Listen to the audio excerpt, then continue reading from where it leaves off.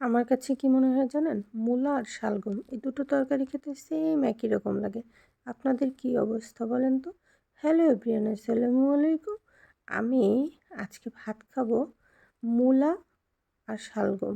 মানে দুটো আলাদাভাবে রান্না করছে, ২ টা মাছ দিয়ে আর হচ্ছে ডাউল দিয়ে পাতাকপি দিয়ে রান্না করছে।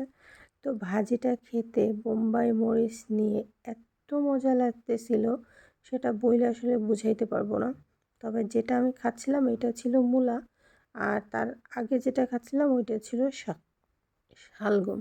শালগম দ্যাট মিন্স এটাকে কি বলে যেন? বাঁধাকপি। তো এটা খেতে আমার কাছে একই রকম লাগে। আপনাদের কি সেম এরকম মনে হয়? আমার কাছে তো মনে হয় যে মূলা আর বাঁধাকপির মধ্যে একই রকম বেশ রসালো রসালো, মুখে দেওয়ার পরে একেবারে একটা পানসা পানসা এরকম একটা মানে টেস্ট লাগে। আপনাদের কেমন লাগে অবশ্যই একটু জানাবেন তো।